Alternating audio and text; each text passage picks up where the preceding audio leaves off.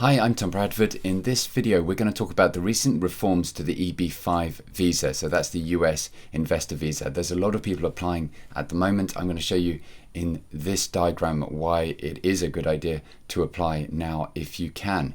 So let's get right into it. Before we start, I'm Tom Bradford. I'm a lawyer. I work with the US attorney on these cases. I'd be very happy to have a free consultation with you if you are considering your options.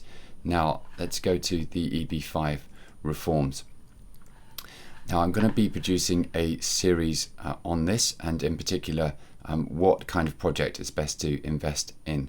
Now what are the key points we need to know? So let's just set out the time frame here. Now we're coming up now to the important date. Now before we get into that, I just want to talk about the minimum investment amount.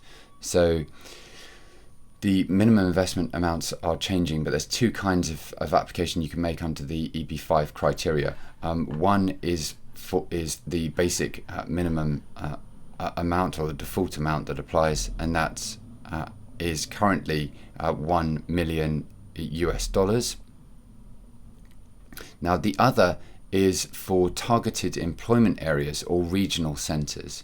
Now for that, there's a lesser sum applicable of 500,000. Now, one of the interesting things about the targeted employment area, and one of the things that I think the reforms are going to make more difficult, is you do see projects around sort of Manhattan and places that are on the face of it very affluent, but they nonetheless fall within targeted employment areas because it's possible to demarcate a particular area within a more wealthy zone, which formally satisfies the criteria. And as long as basically the economists have signed off on this, then it's possible to do that.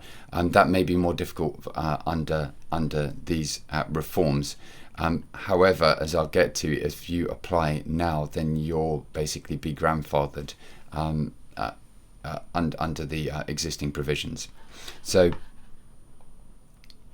if you make your application now before November, then the new rules will not apply. Now the minimum investment amount as a default standard will be going up to 1.8 million under the regulations, and up to 900,000 US under the new regulations for a targeted employment area or regional centre. So as I say, if you do apply now, you're grandfathered under the old rules. So the key point is, I'd say, number one, if you are looking for a US passport, act now and act before the deadline, which is the 21st of November 2019. And the second point is, just wait for my diagram to continue, you need to choose the right EB5 project. So in this series, if you subscribe, click the notification bell, I'm going to be going over some example projects that you can invest in. One of the key points that you need to bear in mind is it's generally advisable to go for an exemplar approved project, basically a project that has been pre-approved by the government for the purposes of the EB5 regime in the US. If you don't, then you never know for sure until you apply whether or not the project itself is going to be actually eligible and will actually be approved. So you may want to consider exemplar approved projects first. And the third point is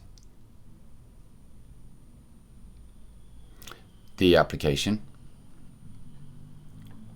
It's important that you don't act in a rush, notwithstanding the deadline, and you prepare your application carefully. I've worked together with a US attorney on these cases, and I'd be very happy to assist you with a free consultation if you're considering your options. I think choice of project is possibly the key thing, because if you are in a project with even one bad apple, then the whole project can be undermined when it comes to getting your conditional green card. And the other point is, I would say, look for projects which aren't purely funded by EB5 investors. In other words, if someone pulls out, then the whole thing won't collapse. If you go to invest in, say, a project which has maybe a 20% or even 10% EB5 constituent element, and the other investors are institutional investors, then that should instill some level of confidence in you in taking the step. It's all about really having a safer an investment as possible, which is going to maintain the requisite numbers of jobs. You can check out my other videos on EB5 and E2. That's all about ensuring that you have the requisite number of jobs, plus really a buffer on job creation to ensure that you meet the criteria. I hope this is helpful. This is a short update. If you do want to see the rest of the EB5 videos in this series, feel free to subscribe and check out my EB5 playlist below. My details are also linked below. You can touch base with me on WhatsApp or drop me an email. Just check out my details below.